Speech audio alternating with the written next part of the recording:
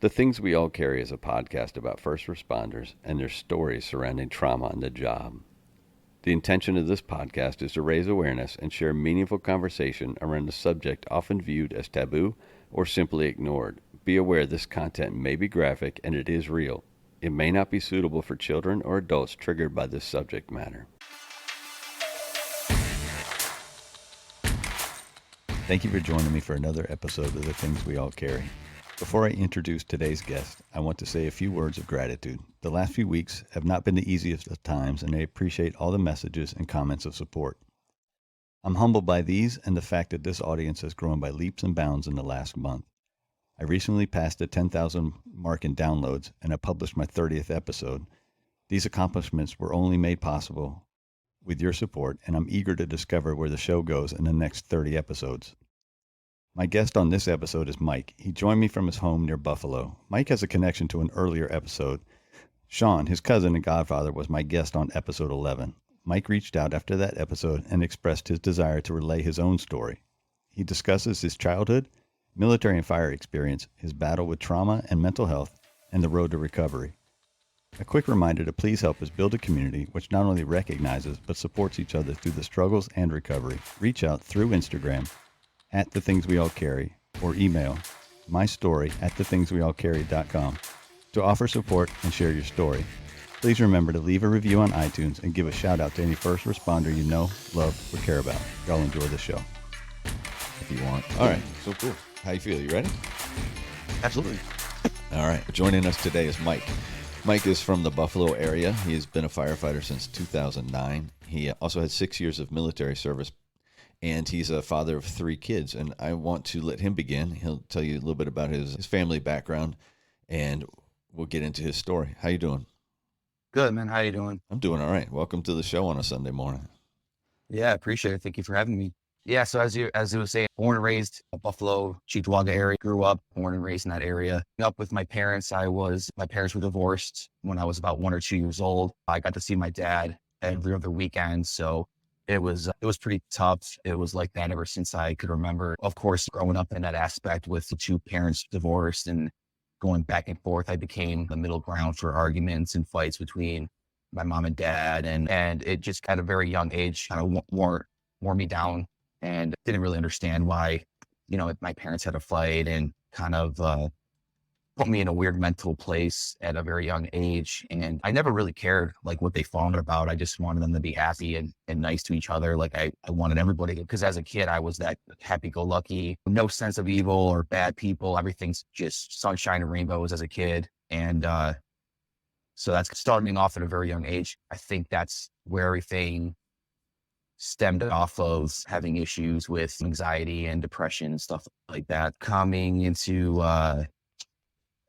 that, I lived with my mom most of the time. We moved around a lot. We never really stayed in one place. We just had to do what we had to do, and became my mom's. Me and my mom became like Batman and Robin. We were like just inseparable and a good team. I was my mom's most like valuable thing to her, and I had her wrapped around my finger. So I got away with a lot of stuff, but I never really was like a bad kid. I didn't do, anything crazy. I saw how I had my mom wrapped around my fingers. So she would have a lot more leeway. My dad was more disciplinary. On my dad's side, they're more disciplinary, kind of emotionless men. On my mom's side, it's complete opposite. They're very emotional. They have all their feelings and their heart on their sleeve. I was like mix of that, of both worlds, and put me in a weird spot. And then, so as long as I can remember, going into firefighting, my dad and my godfather, Shawn, who you've had on your show, I grew up watching those guys go to calls. Shawn was, the first thing I remember was that he was the South Line guy, but I was very young at that point. I think I even have a picture of him feeding me like ice cream cake on my first birthday. He was like, God, I think 18 or 17 or something, and wearing his South Line shirt. I don't mean to interrupt. I apologize. It's fun to be able to remind him how old he is, and I'll remind him next time I see him, since I run into him quite often down here. Yeah, I look in the mirror and I see all the gray hairs on my head, and I'm like, man, that dude's old. He'll then remind me that I'm older than him. You're right. That sucks. No, it's all good though. But I remember watching him. He got a job at Rural Metro. It used to be Rural Metro before it became AMR in Buffalo. And I remember he'd pull up in his ambulance, and I just was like in awe. Like this dude was like Superman to me. And same thing with my dad. I didn't get to see my dad too much, but when I did, and I saw him go on the truck or saw him go on calls, or even there would be times where he'd pick me up for the weekend and he'd get toned out for an accident or a fire, and he would just go and I'd go with him and sit there and just watch them do their thing. And I just always was around it. My aunt, my uncle, my on both sides actually too. My dad's side was more firefighting, and I think my mom's side had a lot of cops in the family. So I just first responder was always in my life, and it was awesome to be around that. Of course, I fell in love with it immediately. My dad was captain of the department he was with when I was a kid, if I remember correctly. And so going with him to calls was just holy crap. Like, it was the most amazing thing, because seeing my dad be like in charge and going and seeing him help people, I just immediately fell in love with it. And that was like at the age of 4 or 5. It was amazing. But having that coming back to my childhood a little bit, my upbringing was, I'm not going to say my childhood was bad. I definitely I had way more than most kids did. We were not comfortable. We weren't like super poor, but we were like right in the middle. And so I was very thankful for what I had. I was very, what's the word I'm thinking of?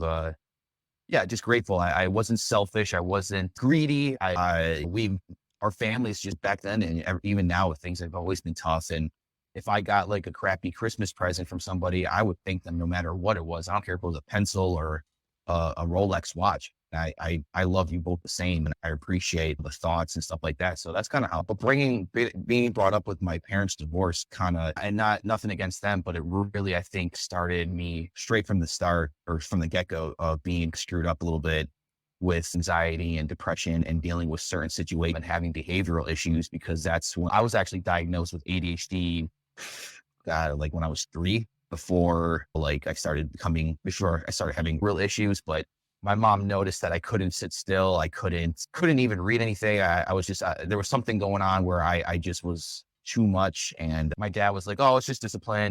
And she's, no, there's something more going on. And of course they would fight about it, but I didn't know what was going on. I was a little kid. I didn't care. I just did what I was told to do. And I was put on a medication called Ritalin at the very young age of, I don't even remember how old, but it must have been like 4 or 5, because I know I knew how to take medication at that point. So I wasn't like a little kid, but trying to focus on anything was super hard. Like I couldn't read a sentence for more than a second without jumping all over the page, which is why I have to have everything written out as I do now. I'm like literally reading it off my laptop, because if I don't, I just jump around, because I can't keep my mind in one. So trying to focus was extremely hard. I was very energetic, very hyper, but I had a huge heart. As a kid, I just wanted to help people. Like I grew up and saw, I just grew up in that lifestyle. So that's where I was. And I had a lot of imagination. I was, creating stories and drawing things that some kids couldn't even think of. And I was very talented artistically, and very, very gifted in being someone that's always there for somebody. And not to beat my own chest or anything, but I will put people before me any day. So going through that, I became very emotional. And as a kid, of course, because I didn't understand, of course, as a kid, we don't understand divorce. We don't understand why families break apart. And we get that the emotions, but we don't mentally understand why this happened, and why mom and dad don't like each other, or why mom is with this guy, or why dad doesn't want to be with mom anymore. I thought about it a lot, but I never really talked about it too much. But I became very emotional, because I held a lot of stuff in, and that made me very emotional to myself. Like I became very self-destructive, and also became very dependent on my medications at a very early age. Right off the bat, I was on a very hardcore medication, that Ritalin, they found out was not very good for kids in the first place. So yeah, I was on this hardcore medication, and then I kept getting switched between different medications. And coming into that, I wholeheartedly believe that some things that we deal with as adults stem from the shit that we went through during childhood. But it's also our place to where you can get the help, you can try to figure it out, you can have counseling, therapy. You just got to admit that there's an issue and that it's not your fault.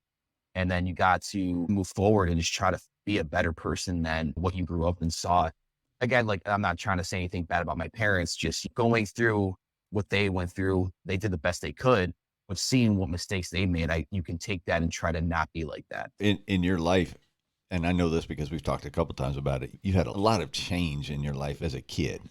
Oh my God. You roamed around a bit with mom from, Yeah. and mom and dad divorced 1 to 2 years old time frame for you. Then, your mom had other relationships. You had a stepfather who turned out to abuse you a bit, correct? Yeah. You, Yeah. he was military. You guys butted head. You go through that, and then you got time with your dad, and then a stepmom appears with dad, and then that's a whole different change for you as well. Yeah. Yeah. My mom remarried twice. The first time she remarried was this guy, and he was the one that he didn't really know how to be a dad. He was just kind of a richy guy that would take care of us. And my mom looked genuinely happy. So I like to do, but over time things just went sour, and his real true colors came out as we moved on with our life. And then he started getting physically abusive and doing stupid stuff, kind of like torturing me, like by putting me out on the porch in the middle of a blizzard or chasing me around with the vacuum cleaner because he knows I was scared of it. Like just stupid crap that you just don't do to a kid, man. And he was just a crappy person. And then the one day my mom walked in on him kicking me. Yeah, when he pushed me off the couch onto the floor because my mom had to leave to go to work. She must have forgot something, came in at the right moment and just caught him in mid kicking me and that was it. They had a full out fight right there, and he left. And I remember staying in my room crying, and they got into it, and then he ended up leaving. I never saw him again. And then when she met my stepdad, now Mike, yeah, it was a whole different feeling because he was a true like father figure. He had 2 kids of his own that became my stepbrother and stepsister. He was actually my baseball coach. So he was just a very family oriented guy. And and he was ex-military and very disciplinary. And so him and I butted heads almost right off the bat because I was such a hyper crazy kid. And the way that my dad thought, he thought the same kind of way where I just needed discipline. So that's what my mom tried to fix me with medication and counseling and therapy and comforting me. And then my dad and my stepdad were the opposite of trying to discipline me into what they thought I needed to be. So it was very like up and down. Yeah, it was very crazy. And not to mention that I think a lot of this stemmed from when I was the center of attention most of my life with my mom. And then all of a sudden, she's married with this guy that's got 2 other kids that they need to take care of as well. And then on top of that, they had 2 kids of their own. So now I'm fighting for attention that I've never had to fight for before. And that kind of screwed me up too. So it was just a whole mix of emotions and a very strange childhood, to say the least, going through that. But yeah, so after my mom, married my stepdad, now things kind of got better or started off pretty good, but then got worse as it went on. And he just quickly got annoyed with me and just went kind of south. So my dad, on the other hand, on the other side of things, he started dating who is now my stepmom. And she was very proper, grew up in a richer kind of family, they would go out to fancy dinners, put napkins in her lap, stuff like that, have very good manners. So she had experience babysitting kids and stuff like that. And she, again, was more so of the discipline, but also the comforting side. So she was a good kind of mix of it. But yeah, she put a boot up my ass as much as my stepdad did. And not to, like I said, not to say anything about my parents or anything that they did wrong, but I got a lot of who I am today is because of my step-parents. And I can't thank them enough to this day that, what they've done for me and shaped me into the person that I am today. It's weird. Like I got a lot of issues and stuff from my childhood. I do like how I am and who I am, and but issues aside, I think they did a good job trying to raise me, especially when you have a step-parent that takes you in and you're not even their child. Like shout out to step-parents that are doing that. My wife's a stepmom to my kid. So it's amazing to see someone do that. And so shout out to all the step-parents out there. You guys are killing it. Keep it going. You guys are appreciated. Tell me a little bit about how you found your way to the Army. Yeah. Oh God. So coming into school and stuff like that, I was having a lot of issues in school, and I eventually, like with my mom having 2 more kids with my stepdad on top of my stepbrother and sister. And it was just, I wasn't getting the attention I needed. And my dad was picking me up like every day to help me with homework. Eventually we're just like, hey man, why don't you just come live with me? And I did. So him and I moved into this apartment together. And then at this point, he I think at this point he was married to my stepmom, or they were about to get married, whatever it was. But then we ended up moving in with her. So now we're living with my stepmom, and I'm living with my dad and my stepmom at her house. During high school, me and Liz started butting heads a lot because at this point I'm already pretty screwed up with my emotions. I'm very kind of emo punk. The world sucks. I hate everybody now. Like I made a complete 180 of how I used to be as a kid. And I was hitting that stage of like teenage, young adulthood where I'm realizing that the world is not what I thought it was and everything sucks. And I could not see the bright side of anything. And my dad, I kept getting in trouble at school. My grades were going to crap. I really wasn't involved in any fire departments at this point. I shied away from that since growing up and didn't really, because my dad at that point quit the fire department as well and didn't really talk about it that much anymore. I don't know why that ever happened. I don't know, what went down, but yeah, my dad was in the Navy Reserves, and one day him and I got into a physical altercation, and he finally was like, you got to figure your shit out, dude, because you're not going to go anywhere. And you're either going to, at the age of 18, you're going to graduate high school. You're not going to go to college because you have shitty grades and you're going to get in trouble and God knows what's going to happen to you. So he's like, why don't you think about joining the military? And I was like, yeah, okay. That is not for me, dude. No way. I was completely against it. I never even thought of it. And that was never even a thought to me at all in high school because of where I was. But then I remember back when I was a kid and seeing the Twin Towers get hit. And I wasn't really looking at the soldiers that were going to war and be like, oh, I want to be like them. I was looking at the firefighters and I was like, man, I want to be like those guys. I want to be those guys rushing into a building and stuff like that. So that I didn't really know where to begin with the fire department. I did, but it was just, I was already in so much trouble and being a trouble kid that I didn't really have the motivation at that point. So I went to go talk to the recruiter. I was a sophomore in high school, I think, at that point. And I think I was like 17, and I had to get my parents' signature because I ended up joining the Future Soldier program, which is where you can join early and then do like college courses online to get promoted before you're even in. That's what I did. And I was actually supposed to go to basic training between my sophomore and my junior year, or my junior and my senior year, whatever it was, but they didn't have enough spots. So I had to wait till I graduated high school to go into basic. So not a big deal. I didn't really care. At this point, I just was like, screw it. I don't even care. I had a girlfriend that actually became my first wife in high school. And she broke up with me when she found out that I was joining the army. And it was just like, and she was my first love. So that completely devastated me. So at this point, I'm broken, I'm hurt, I'm not emotionless. I'm just pissed off. And I'm like, screw it. Why not? Let's just do the army, because at this point, I don't even care anymore. And I kind of went into the military with the mindset of they can do whatever the hell they want to me. They can't make me feel any worse than I do now. Because of course, as a teenage kid, that's what we think of, and reality quickly set in. After graduating high school, that was it. I was off to basic. And I know that when we talked, and obviously people are going to know what basic training is like and all that. The most important thing I think from what we talked about was it just clicked for you. Yes. And so I get that feeling. The structure just clicks for somebody, and it just helps. Where's your first, what we would call in the military? What's your first permanent party? What's your first? Yeah, so I went to Fort Sill, Oklahoma for my training, my basic training. That was the first time I actually ever traveled out of the state or even been on an airplane. I had never really traveled since then or before. So that was a huge thing for me. So everything was cool and new, and everything was, that was pretty much it. Everything was brand new to me. So it was an adventure. So I was having a blast. And when we got in there, of course, we're on the bus and we pull up to the place and we get off and we're all standing there parade rest with our bags by our side. And then they do what they call the shark attack, and all these drill sergeants come out and they just start yelling. And this is like 1 o'clock in the morning. So we've been driving all day, flying all day. We're in a lot of sleep, and we just get there and we're exhausted. And it was like the worst night because we didn't sleep at all. I don't think we ever got to sleep that night. We just went through the shark attack where they come in, they take all your personal belongings if you have anything. And it's just, you get blessed into the basic training area. And that was it. And I started my basic training.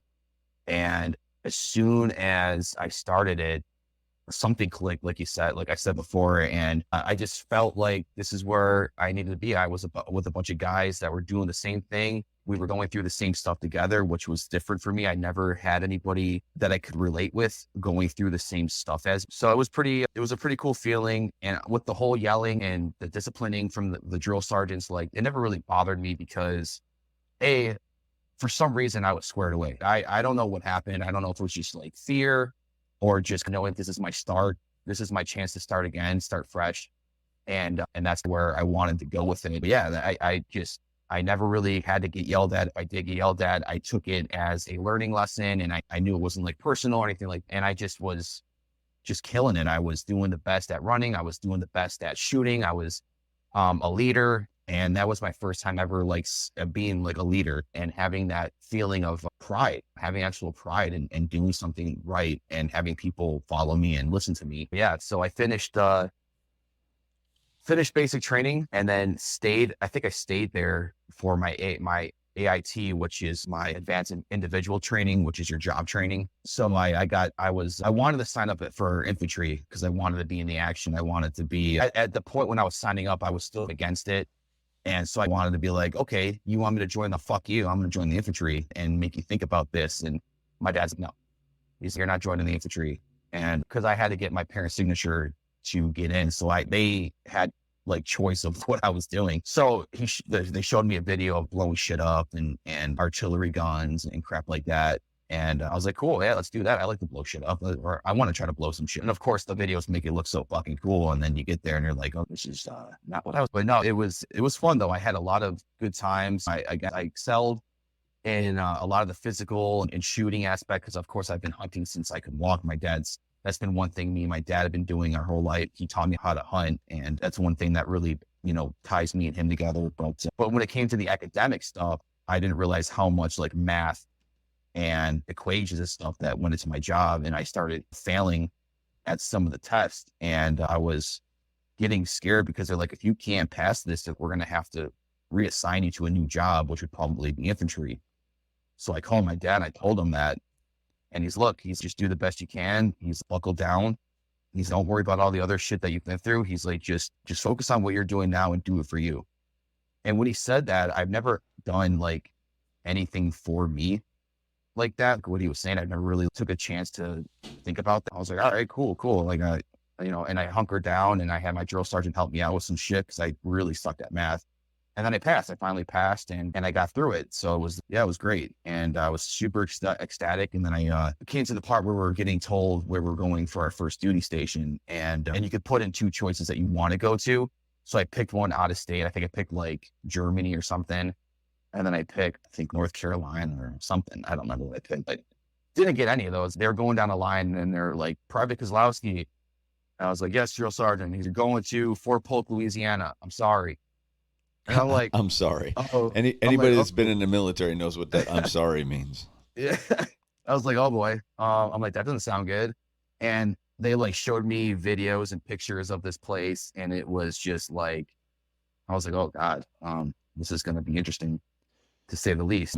I think I went to go see my family before I went to Fort Polk. So I got to go see them. And I think it was at that point, and I might be wrong. I can't remember if I got to Fort Polk first. Yeah, I must have, because that's when I got told that I was deploying. So I got to Fort Polk first and they're like, hey, I got off the plane. I was in the airport. My staff sergeant picked me up and he's like, you're Private Kozlowski? I'm like, Roger that, Sergeant. He's like, welcome to Fort Polk. You're deploying in 3 months. Get ready. And I was like, oh, okay, cool. And it just hit me with that right off the bat. And I was like, oh shit. Like I was not expecting that. Like I knew what I was signing up for. I knew that we were in the middle of a war. I knew there was a lot of deployments going on, but I didn't think that my job was going to be like straight up deployment. And I thought that's like for the infantry guys. Quickly, I found out that we are attached to a light infantry unit. So that's what we were, a rapid deploying unit. So we deployed every other year. I didn't know that, but it was all good. I was actually super excited because that's what we signed up for. We joined the Army to not for the bullshit, not for the money and all that crap. We joined because we want to go to war. We want to experience it. We want to do it. We want to go be badass. We want to go be all you can be. So I was ready. I was So- excited. I was ecstatic. Where do you end up with your So my first deployment, before I went, they sent us, and my stepmom had to go somewhere. So I tried to whisper to her because we were in the airport, and I was like, hey, just to let you know, I'm not going to tell anybody yet, but I'm deploying when I get back. And she's, oh shit. And I guess someone from my family overheard it. And they're like, you're deploying? And said it out loud in the airport. Everybody heard it. And of course, my mom starts crying. Everybody's, oh my God. And I'm like, don't worry about it. I'm like, it's all good. We'll figure it out. And it was classic Husky. He's like, oh, hey, welcome home. I'm deploying. All right, cool. So I go to Afghanistan, my first deployment. And I got back to Fort Polk, and I think we deployed like a month later. And I can't recall like when we went over or what the month was or anything like that. But I remember it quickly got cold and it was snowing, and we got a lot of snow where we were up in the mountains. Yeah, I was in a place called Fob Shank in Afghanistan and Logar Providence. Excuse me. And Fob Shank was a huge fob, and a fob is a forward operating base. And there was like COPS, which is combat outposts. So you have your big areas, which is your FOBs, and then your little areas, which is your COPS. And we were like in charge of making sure everything was going okay in our area, which was, God knows how big the area was, but we were literally like center command for everything that was going down in our area. And I quickly was thrown into a spot that was very difficult for me because I've never experienced any responsibility like that. But it just came so natural from the training and everything else that, as scary as it was, we handled business, and it was pretty good. It was a good deployment up until the snow melted, and around March they called it March Madness as a cliche. So I quickly found out that they call Fob Shank Rocket City, and that's because we literally took rockets like every day. We took maybe some small arms fire, and that's just how the rest of the deployment went. They came out of the caves and they just started firing rockets at us, and it got to the point where I quickly found a switch in my brain that most first responders and military guys understand wholeheartedly what this switch is. And it's when you just got to flip it and deal with what's going on, and then worry about your feelings and emotions and all that crap later. Because right now that shit don't. So when we took rockets, it never really mattered. It was just another day in the life. And it became such a habit it became so common that if we didn't hear prayers in the morning with the guys over the speakers doing their prayers in the morning, we knew that we were probably going to get rocketed, because that's usually what happens. And there was this patterns, and we just started to get so comfortable with the way of that. And that's something that, with everything that I went through and being the way that I was emotionally, I didn't know how much it was fucking me up until I got home. But, it was just, I wasn't living in fear anymore. I was just living in, okay, we have been rocketed this whole 11-month deployment. I'm like, when are we going to just finally get hit? And it was just so fun. I couldn't sleep. I wasn't able to, really sleep much. I worked out. So we did 12-hour shifts. So like we would do a 12-hour shift and then be off for 12 hours. And so whether you're working, or it was either working or working out, and that was pretty much all you had to really do. And yeah, so that's where I first got that switch in my brain to learn how to manage my emotional, what's the word? My emotional stress. So at that point, when you say the switch in your brain to learn how to manage, do you think it was managed in a healthy manner, or was it just a compartmentalization basically, and you pushed it away? Yeah, it became natural. It wasn't like really something that I was able to do. It just happened. And I started. I guess my question is, were you dealing with it or just putting it away? Oh God, no. Yeah, no, we didn't have time to. We couldn't. You're on deployment, man. You don't have time. I mean, you can go talk to the chaplain and whatnot, but of course, no one ever really did that. But no, we just dealt with it, and we just put it away. We smoked a cigarette, went to go work out, did whatever we had to do, and then just kept, moving on with the mission. Yeah, so that's how the whole deployment went. No one really talked about it. Even when we took our first round, it blew up. It hit right the front porch of our building, and I think I got a concussion from that one or something happened. I can't, but that's when shit got real, when we actually got hit in the middle of the night. And then from that point on, we had to do light discipline. We couldn't use white light at night anymore. Cause I guess what happened is we saw the light around the edges of the door and they just aimed their dish gun and just shot it. And that was it. They got us right on. And that was a wake up. That was like a wake up call. And that's where everything changed for me and for a lot of us, because a lot of us got stressed out after that. And we had to call home to our families, let them know that we weren't dead and shit like that. Shit became real because I was only like 18, 19 when this was going down. I went from being a punk ass kid to dealing with some big boy shit real quick. And we had to just shove that shit away and just keep striving on with the mission. But yeah, so that was my first deployment, man. We got blown up twice. I say we got blown up because like I didn't get like physically, I still have all my limbs and shit, but we had 2 missiles that hit us pretty close on. The tent next to my tent got blown up and peppered my room with shrapnel. I got some in my arm and crap that I didn't even know about until a week later. Started blistering and I was like picking out metal on them. I don't think I told anybody about that.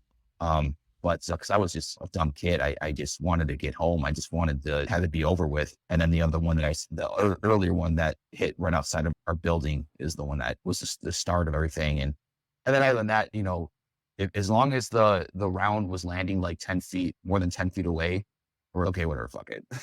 Let's just keep moving on. And a lot of guys were running from the bunkers. My job, I couldn't do that. I had to run to the building and get a grid on where the enemy possibly was, so that way we could shoot back, so they don't keep trying to kill us. So as everybody's laying down and trying to get cover, we're shooting back. We're running to the building and shooting back. And I kind of like that. I like that responsibility, to be honest with you. It kind of made me feel more badass than I was. But yeah, that was my first deployment, man. That was pretty much in a nutshell. So you come back in 2012-ish, correct? I'm not sure exactly what day or what month it is in 2012, but you come back 2012 back to Fort Polk, correct? Yes, yeah. And then this is when you first find a volunteer company, a volunteer fire company that's on post. Yes. How do you get in? Well, no. Yeah, no. Sorry. It was off post, but closest to. I'm sorry. Yeah. So I didn't realize that we had a fire department on base. And I've never really traveled. I've never really been around much. When I saw the fire trucks and the police officers like escorting our bus back to Fort Polk, and it said Fort Polk Fire Department on the side, I was like, oh shit, I didn't know we had a fire department. That's badass. So I'm like, I'm gonna look into that, because I really wanted to join up with the fire department, because now I'm back home from this mission. I'm back home from Afghanistan, and I still can't sleep. I'm constantly like waking up, like looking for my rifle, like where's my weapon, and thinking that I'm hearing like the incoming alarm. So I need to occupy myself with something, because being back in the garrison, being back in the rear D, I was like losing my mind, and I already knew that. So I'm like, I want to get into something else. So I called Fort Polk Fire Department, and I'm like, hey, I want to join up with you guys. How do I go about doing that? And we're a paid department. This is actually the Air Force and the Army guys were firefighters there. He's like, the closest volunteer department is right outside the Sandy Hill. And I was like, oh, okay, cool. So I went to go, I called the chief, and he's like, yeah, we do meetings on Wednesdays. Come on by at 6 o'clock and we'll see what we can do for it. So I went there that night, still in my uniform. And cause I just got off work, and I pull up, and there's 6 other guys in uniform. And I was like, oh shit, no way. And I didn't really know any of them, but I recognized a few of them. And I'm like, hey, what's up, guys? Like, hey, man. And I'm like, I didn't know you guys were into this too. And they're like, yeah, me and a couple other guys from the post joining up that night. And so what's that volunteer experience like in a nutshell? Because I know that you have a second deployment, but between the first and second deployment, you do have quite a bit of stuff to talk about from the volunteer experience. Oh, yeah. Yeah, mistakes were made, of course, at first, because I'm a brand new guy, and you get in there, you do some training, they fit you for gear, they see what you're made of. And then once the chief blesses off on you, you get your pager, and you start responding to calls. Of course, it didn't take long for me to prove my skills or whatever, and went right into responding to calls. So I was that new guy, the FNG, sitting there by my pager waiting for that fucker to go off. And I'm just like, come on, dude. Like, I want to go on the call. And at this point I'm married to my wife, my first wife now. And we found out that we're having a kid. So that's a big thing that happened. I went home after my first deployment, got married, And then I joined up with the fire department and everything's going well. Like my life is going fantastic right now. I love my life. Everything's great. And I started going, my first call was a working trailer fire, double wide trailer fire. And like I said, mistakes were made. Like I was super gung ho and I flew past the fire station, didn't even think about going to the station. I just went right to the call because the fire was actually right down the road from our station. And my LT lit my ass up. He's like, dude, you go to the fire station. You don't just go to the scene. You go and grab a truck if you can, blah, blah, blah. And so I had a good team. I had a good leadership. All the guys were military. My LT and my captain were military. And in the way that, and I even asked them, like, hey, how would you describe me when you first met me? And they're like, you're very proactive, gun ho, and you wanted to do everything. You wanted to put the fire out. You wanted to grab the ladder. You wanted to grab the chainsaw. You wanted to just do everything. And I was just super gun ho about firefighting. And I wanted to do it all. So that's how my first moments of being a volunteer firefighter went, was just, I just dove right into it head first. And I wanted so much. I could not get enough of it. The calls that I went on that kind of started changing things, just like we had a lot of accidents. We had a lot of drunk driving accidents. A lot of semi-truck rollover, quite a few structure fires. But the ones that really stuck with me were the accidents, because that was the first time I've seen like bodies that were like mangled and twisted up. Seeing that was like a new thing for me, even after going through war. Like it's just kind of different to see like a random civilian that's not trying to kill you or anything like that. They just were in the wrong place, wrong time, or they just did something wrong or they whatever. And so going through some calls that were tough, my first time that I saw a dead body or had to experience and deal with a dead body was when I just got promoted to lieutenant, and we got on scene of a single vehicle rollover crash. And this female was getting driven home by her boyfriend. They lost control of the truck and they flipped it, and she went through the front windshield. He went out the back windshield, and she died on impact. And when we got there, we already knew that there was a DOA, but they needed help to like move the bodies and take pictures and stuff. I told my guys like, hey, I'll handle this. You guys help out here, because I didn't want them having to deal with that. And that was the first time that I had to put hands like on a dead body, not besides like CPR and stuff. And when I moved her, that last breath came out of her, and because she was already dead, but that last exhale of the body came out, and it really fucked me up. And I still hear that shit in my nightmares, man. It just was a sound that I've never heard before, and it kind of freaked me out a little bit. But other than that, I've been on plenty of other calls, suicides and stuff like that really could just keep me awake at night. But just going through so many calls like that, you just get numb to it, and you just keep striving on. And it's just like kind of another day at the office. Not that we don't care about these people, but you're just so used to it. And it's just another patient. It's another person, and you do the best you can to save them. But it really started to take a toll on me, and I didn't even realize it because I was so gun ho. I'm like, there's nothing about firefighting that's ever going to make me not want to do it, until it caught up with me. And that started happening pretty quickly after I got out of the Army. I started going down a slippery slope of drink. I was already drinking quite a bit, because that's just what you do in the military, man. That's just like your pastime. But I started drinking way more than I should have. And of course, like I'm not even of age, so I shouldn't be drinking at all. But then I started using it as, it's not that I'm having nightmares right now, but I just can't get to sleep. I am not tired. I just cannot find a way to get to sleep. So I'm just going to drink until I get tired and then go to sleep.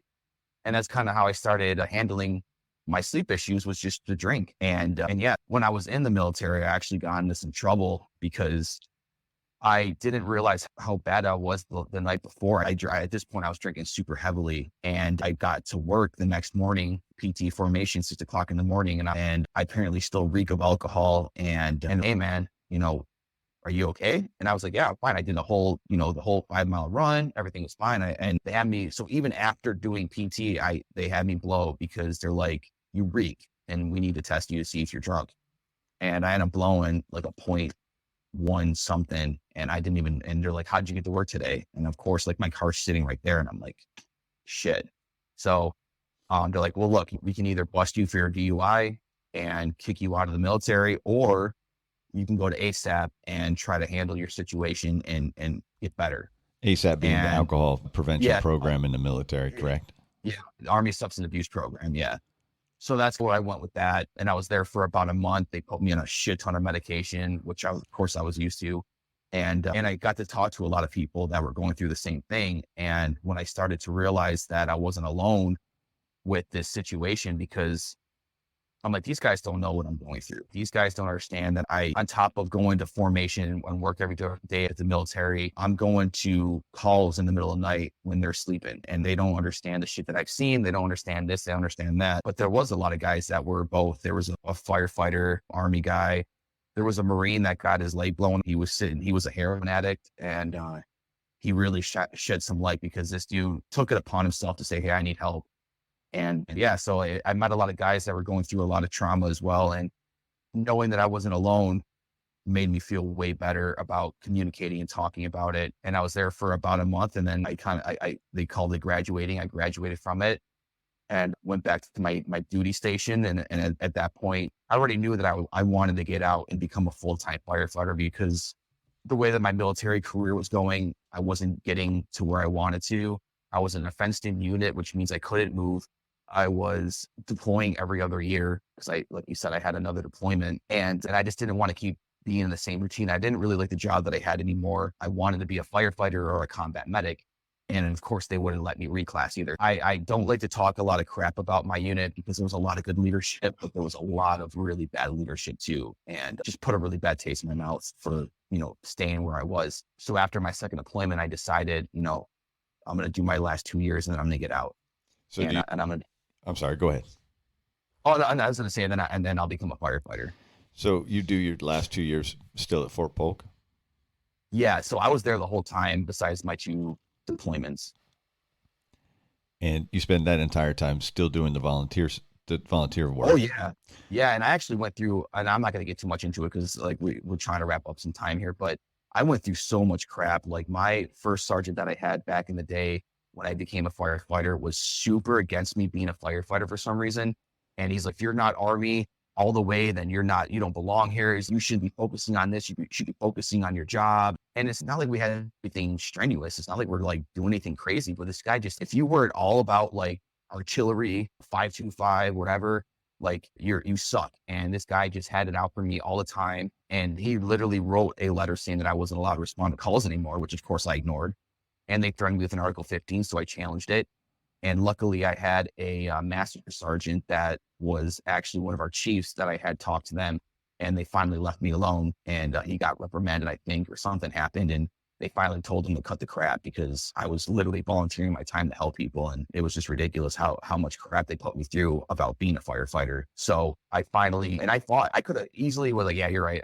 I could be like, yeah, fine, sure, I'll stop because I don't want to get in trouble. But I was like, fuck that, dude. This is my passion. This is what I want to do way more than be here. So don't even try. Like I will immediately get out, because at that point I was pretty much done. I love the military. I love my guys. I love the experience, but I was tapped out. I wanted to get out so bad and move on with the next chapter of my life. Yeah. So after my second deployment, we went to a place called Bob Metterlum, and we were attached to a special forces unit.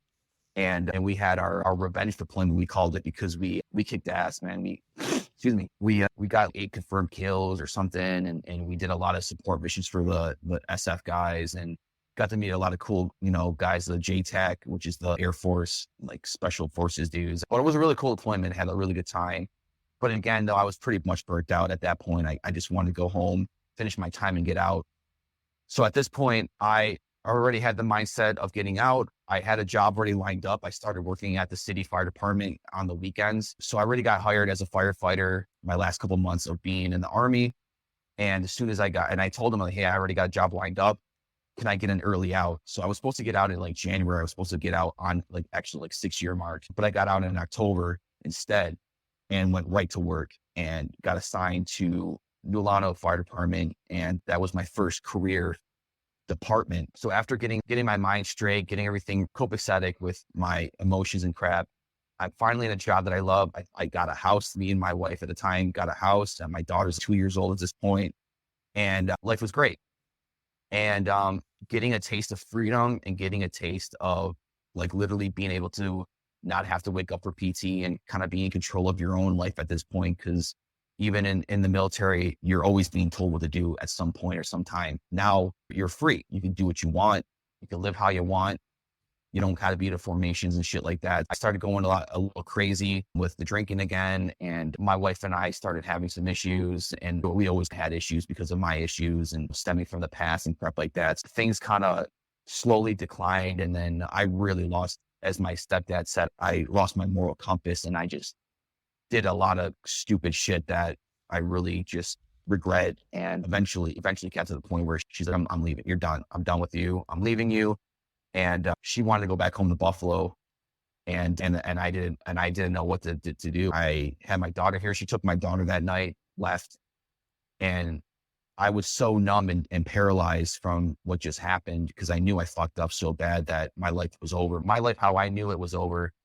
And that was it. I was like, I was laying there with my gun in my hand, and I was so paralyzed that I couldn't even get the gun up to my mouth or my head to pull the trigger. But I wanted to die so bad because I knew how bad I fucked up. And not even that, but so it was seeing her take my daughter, and my daughter's face of like, why am I leaving? What's going on, Daddy? And I was like, it just tore me apart.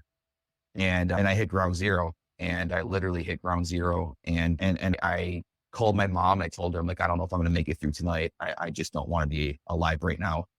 And she stayed on the phone with me all night. I remember that. Woke up the next morning, and I made breakfast because I wanted her to come home and try to fix what just happened.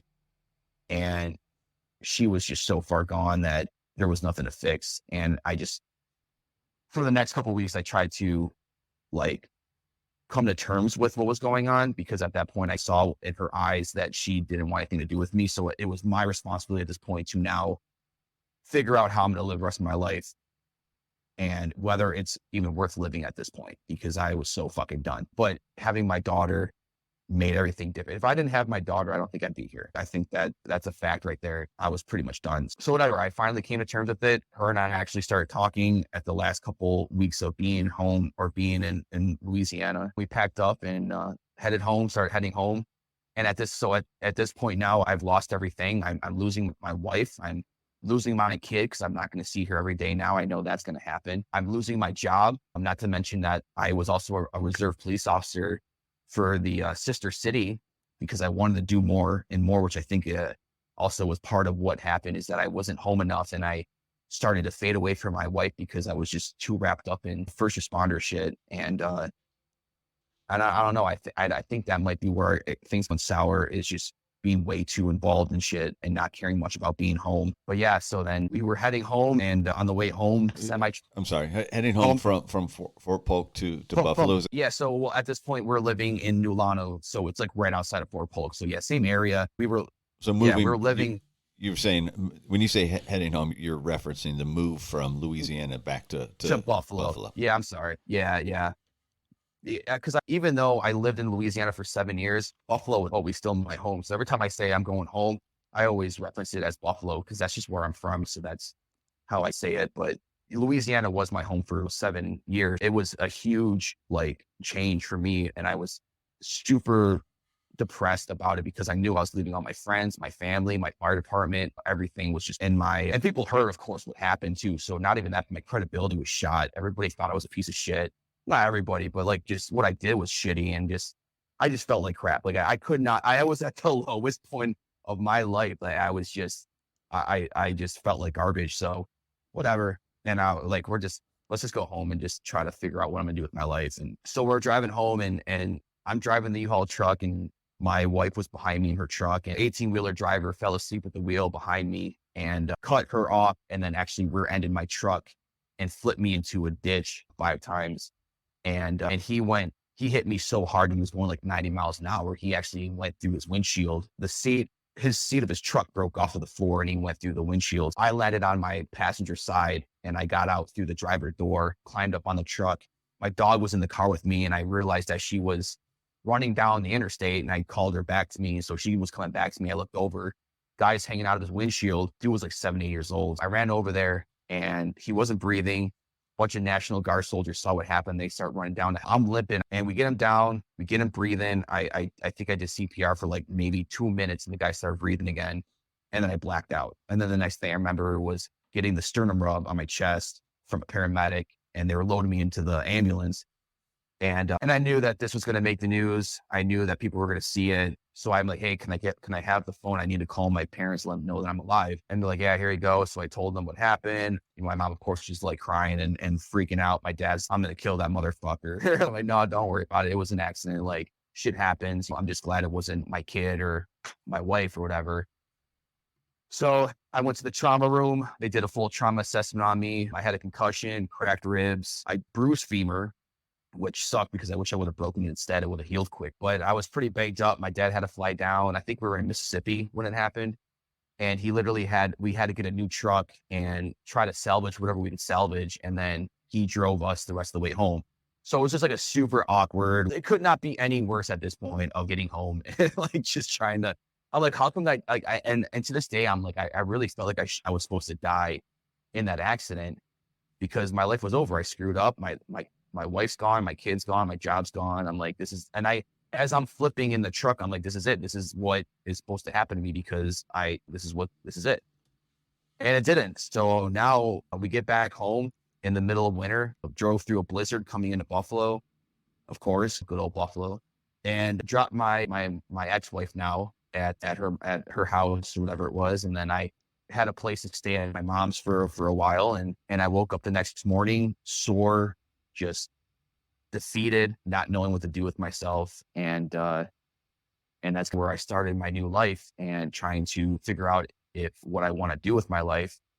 And of course, first thing was first, I had to just figure out how to feel better. So my stupidity or how I usually manage things was a drink.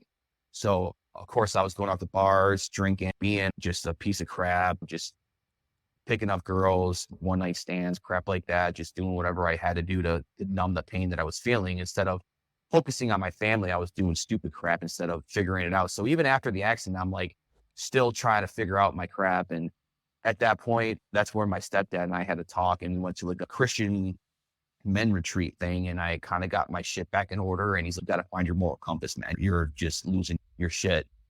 And me and my mom were starting to butt heads because her and I don't ever really see eye to eye on certain things. And her and I got into some physical altercations and stuff. So they kicked me out of the house and I had to find my first apartment on my own, which I did. And finally got my first job because I was limping for a while. I couldn't even walk on my leg for a good couple of weeks. Got my first job at a PetSmart. And that's where I met my wife now. She was actually my trainer. And the first time I met her, she had pluck off right on her forehead. She looked pissed off. It was like 6 o'clock in the morning. And she was just told that she has to train this fucking douchebag that upon a job that he didn't even want to do. So we're both just like pissy and shit like that. But we immediately connected and quickly found out that she was going through a bad breakup too. And we just started talking. And after a couple of weeks, I finally mustered up the courage to ask her out, even though I kind of knew that it was probably not a good idea between what I was going through, what she was going through. And I felt like a piece of crap and that I didn't deserve anybody anyways. So at this point, I feel very low and I just feel very crappy about myself and didn't think I deserved anything like that anymore. But she denied me at first. She said, no, I don't think it's a good idea. I was like, cool. Friends are cool. That's cool. And then the next day she messaged me back. She's like, you know what? Actually, I will take you up on that date. And then that's where her and I started and went on a date and instantly connected. She instantly connected with my daughter. And then within a couple of months, she ended up moving in with me and ended up becoming like roommates. And then I quickly fell in love with her. And we had some really bad speed bumps in the beginning. But after finally realizing that I really wanted to try to give another shot at this, I stopped drinking. I started a medical marijuana program, which really helped me with my anxiety and my depression. And I kind of got my shit back together and joined up with the local volunteer department that I was living at and started everything all over again. And I just climbed the hill from there and became an EMT and was with my first volunteer department here in Cheektowaga for about 3.5 years. And then I was working for AMR out in Buffalo for a bit too. And that kind of got a little bit much for me. And I ended up turning that down and went to security and just kept building my way up and just doing new things, trying new things and getting into therapy. I started talking to people, started talking to veteran programs and got on some medication that actually really helped me. I had to stop doing the medical marijuana because here in New York State, you're not allowed to be an interior firefighter if you're on medical marijuana. And also it's a very gray area with carrying a weapon and marijuana. So I didn't want to like cross any lines with that. So I became an armed guard because I was too damn broken to become a cop. So again, but no, and then ever since then, I just been climbing my way up and taking it step by step and just reaching out to people, trying to help them out makes me feel better about myself and helping myself. And yeah. And so here I am So now. let's go back because you glossed over it. You just mentioned therapy. Yes. Where did you find some therapy? What did you do, and how did you work through some stuff? So therapy actually started when I got a call from a buddy of mine who was in Germany, and he mentioned to me that he was very suicidal and that he was thinking about killing himself. And I started researching like people for him to talk to, like veteran programs and stuff like that. And then him and I just talked a lot, and doing research on helping someone else out. I found a cool program, here locally called Western New York Heroes. That is a huge company out here that helps veterans with anything that they really need, especially getting a service dog. And so in helping a friend out, I ended up finding a lot of stuff that helped me out. So I ended up getting a new service dog because my other dog had to be retired because she couldn't handle it after the accident because she was in the truck with me when we crashed. But so I got a new service dog. I ended up finding a veteran program that had therapists that I started talking to, and then just trying to find other places as well, like a regular civilian. I ended up finding another local place called Horizon Health and started talking to a guy. His name's Rob, and found out that he's also a veteran. So him and I can talk about civilian side of stuff and also military side of stuff. And as I started to talk more about stuff that I went through, the better I started realizing that I felt, and a lot more stuff started coming up in my mind that I didn't realize bothered me until now. And like people always say, there's always like that one call that kind of like changes you, you're different after. And I had no idea that call was that first deal that I had to deal with when I was a lieutenant. And I had no idea that I had so much trauma from that and dealing with that. Opening one door led to two more doors, and then opening those doors led to more doors. And finally just breaking down the walls of getting to the root of my issues, and just finally being able to feel comfortable about accepting how life has turned out, accepting that you can't change it, and trying to just strive forward and be better and do better every day. And that's kind of how I've been dealing with it now, because that's the skills and the tools that I've learned through these therapists. And not to mention just being able to sit there and talk to like a lot of my veteran brothers and sisters. You know, I'm with a motorcycle group called Combat Veteran Motorcycle Association. And those guys always have had my back since I joined up with them. And if I ever need anything, they're always there. So just finding a group of people that can like be there for you, it's an amazing feeling to not feel like alone, and to know that you're not alone, especially with the stuff that you're dealing with. So a lot of therapy came from actual therapists, but like 50% of it came from actual therapists. And then the other 50 came from just talking to people, brothers and sisters, about shit that I deal with, whether it's first responder side or military side. Or even just civilian shit, like dealing with everyday life sucks too. You don't have to be a first responder or a soldier or a military guy to be stressed out or depressed and anxious. And so life sucks right now. Look at what's going on. So anybody should be able to reach out to, somebody else for help and not be ridiculed or looked down upon for that. And that's kind of where I always was like, screw that. I'm not going to talk to anybody, but it really did open up the door for me to get. Where are you at today? So now I got 3 kids now. I got a beautiful daughter. She just turned 1, and my son just turned 3. My daughter's 9. She lives with her mom in South Carolina. I get to see her every other holidays. We rotate, and then I get to see her for the summer, and then she goes back home for the school year. So that kind of sucks, but I get to see her, and I'm happy about that. And she's having a good time, and she's doing good. So that's good. That's all I really cared about. Now I've left the security gig. I'm actually a dog trainer now because I've been working with dogs for so long, and I love helping people and helping people bond with their furry pet or their furry relative or family member. I've had people come to me like, yeah, man, my dog is so aggressive, or I can't handle this dog's too crazy. Being able to see a dog transform from that and seeing the person also transform and learn how to take care of it and deal with certain situations make me feel like I have a new, what do you call it? A new purpose in life. So on top of that, I'm also still doing the volunteer department. I'm with a company now out here in North Tonawanda. The company is paid, but we have like, I think 6 volunteer companies that respond with the paid guys to help out whatever they need with. Yeah. So I'm still doing that. I'm still an EMT and yeah. And I just keep taking every day as I can and just that make me feel like I have a purpose or make me feel like I'm doing something that's going to benefit somebody else. I try not to be selfish and I try not to be greedy with life, but sometimes you have to take care of yourself before you can take care of other people. Drinking, I've been able to calm down a lot on the drinking. I drink now for pleasure, not for medication. Me and my wife, we are just a great team. We are a great team when it comes to parenting and everything else. And it's amazing when I look back on what I went through and look at where I am now. I'm like, man, everything really does kind of happen for a reason. And if you don't believe that, but then if you don't believe in that, fair enough. But look at my story and just think, I don't care how low you are or what lowest point in your life, you can bounce back. There's always room for improvement. If you're on rock bottom, the whole way goes up.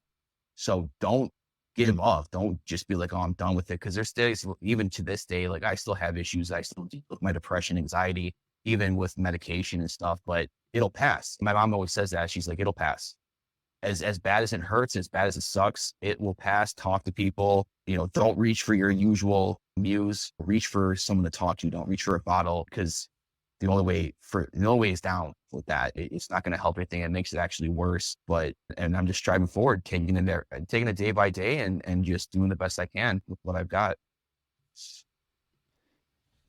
That's the best that anybody can really be expected to do. Life is tough, I don't care what you're doing. I don't care what you do for a living. I don't care if you do a boring desk job. I don't care if you're freaking CIA. No matter what you're doing in life, everybody's got their own challenges. Everybody's got their own problems and everybody deals with it differently, but there's nothing that is bad that you can't get through it. And like I said, there's days that I feel like that too, but thank God I've got such a good support system to talk me out of those bad times. All right, so let's get to those 2 questions I ask everybody. Sure. All right, the first one's going to be about an everyday carry, just based off of what I call the show. What's an everyday carry for you that you feel naked? For me, it's my wife got me this necklace, this silver chain necklace, and my service dog, Lacey, she was a lab. She was my first service dog. She passed away last June, like right after my birthday. Unexpectedly, she was only 9. She had her cremated and I had her ashes and I got a necklace that I have her ashes in. And if I don't have that around my neck, I feel super naked without it. So I always keep that on me so I know I have her close by. Yeah. So that's my everyday carry.